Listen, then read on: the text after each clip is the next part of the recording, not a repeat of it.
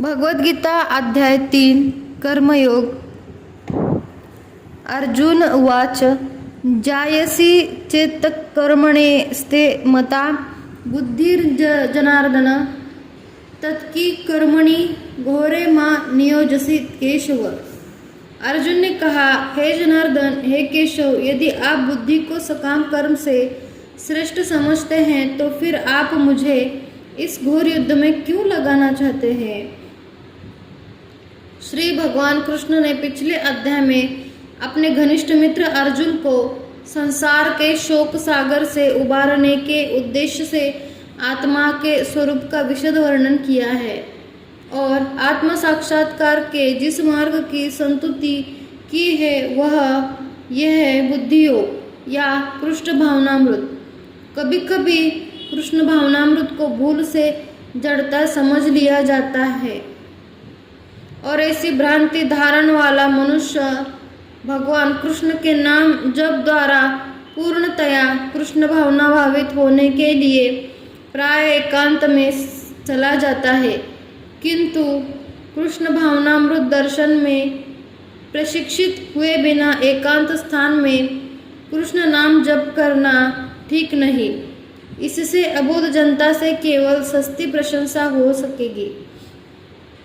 अर्जुन को श्री कृष्ण भावनामृत या बुद्धि योग ऐसा लगा मानो वह सक्रिय जीवन से संन्यास लेकर एकांत में स्थान में तपस्या का अभ्यास हो।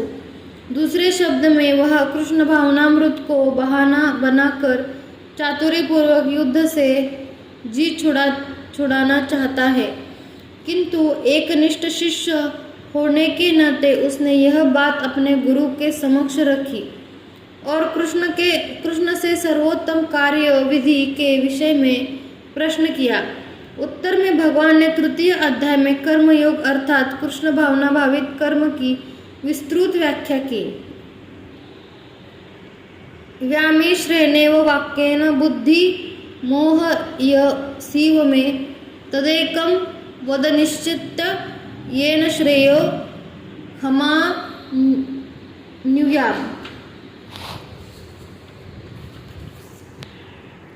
आपके व्यामिश्रित उपदेशों से मेरी बुद्धि मोहित हो गई है, अतः कृपा करके निश्चय पूर्वक मुझे बताए कि इनमें से मेरे लिए सर्वाधिक श्रेयस्कर क्या होगा।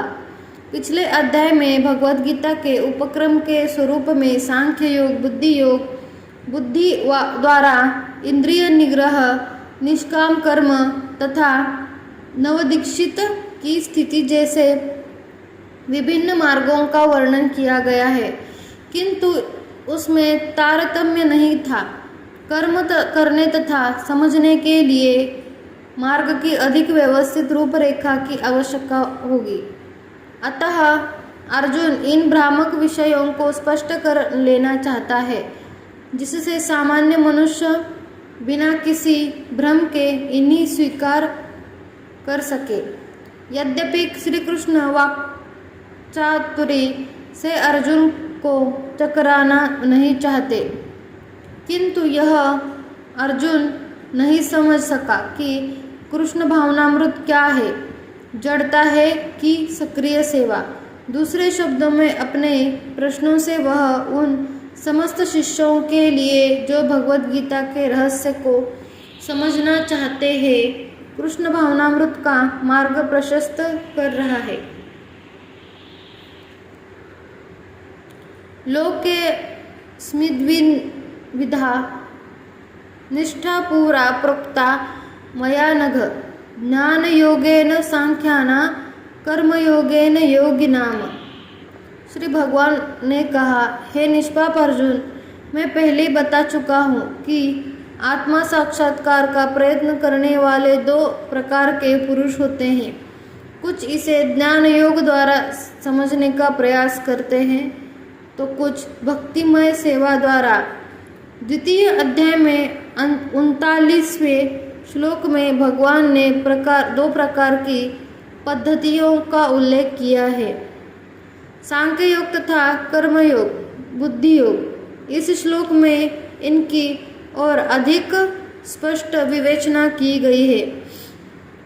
सांख्य योग अथवा आत्मा का तथा पदार्थ की प्रकृति का विश्लेषिक अध्ययन उन लोगों के लिए है जो व्यावहारिक ज्ञान तथा दर्शन द्वारा वस्तुओं का चिंतन एवं मनन करना चाहते हैं। दूसरे प्रकार के लोग कृष्ण भावनामृत में कार्य करते हैं, जैसे कि द्वितीय अध्याय में 61वें श्लोक में बताया गया है।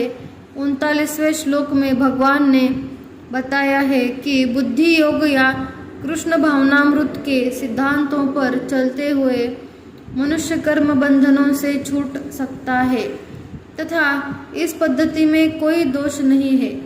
61वें श्लोक में इसी सिद्धांत को और अधिक स्पष्ट किया गया है कि बुद्धि योग पूर्णतया परब्रह्म पर आश्रित है और इस प्रकार से समस्त इंद्रियों को सरलता से वश में किया जा सकता है। अंततः दोनों प्रकार के योग धर्म तथा दर्शन के रूप में अन्योन्याश्रित दर्शन विहीन धर्म मात्र भावुकता या कभी कभी धर्मांधता है और धर्म विहीन दर्शन मानसिक ऊहापोह है। अंतिम लक्ष्य तो कृष्ण है, क्योंकि जो दार्शनिक जन परम सत्य की खोज करते रहते हैं वे अंततः कृष्ण भावनामृत को प्राप्त होते हैं। इसका भी उल्लेख भगवद गीता में मिलता है। संपूर्ण पद्धति का उद्देश्य परमात्मा के संबंधों में अपनी वास्तविक स्थिति को समझ लेना है। इसकी अप्रत्यक्ष पद्धति दार्शनिक चिंतन है, जिसके द्वारा क्रम से कृष्ण भावनामृत तक पहुंचा जा सकता है। प्रत्यक्ष पद्धति में कृष्ण भावनामृत में ही प्रत्येक वस्तु से अपना संबंध जोड़ना होता है।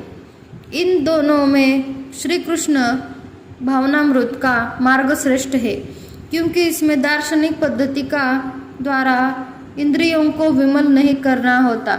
कृष्ण भावनामृत स्वयं ही शुद्ध करने वाली प्रक्रिया है और भक्ति की प्रत्यक्ष विधि सरल तथा दिव्य होती है।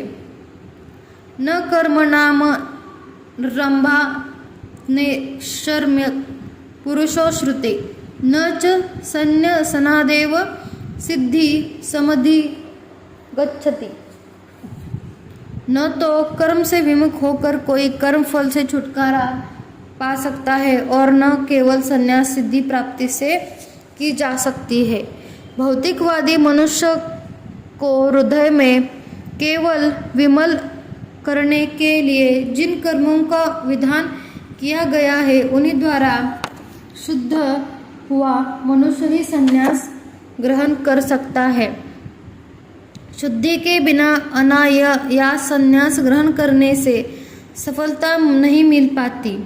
ज्ञान योगियों के अनुसार संन्यास ग्रहण करने अथवा सकाम कर्म से विरत होने से मनुष्य नारायण के समान हो जाता है, किंतु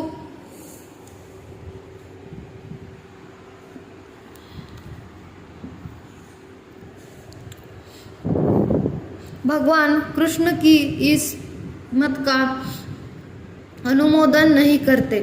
हृदय की शुद्धि के बिना संन्यास सामाजिक व्यवस्था में उत्पात उत्पन्न करता है और दूसरी ओर यदि कोई नियत कर्मों को न करके भी भगवान की दिव्य सेवा करता है तो वह उस मार्ग में कुछ उन्नति करता है, उसे भगवान स्वीकार कर लेते हैं।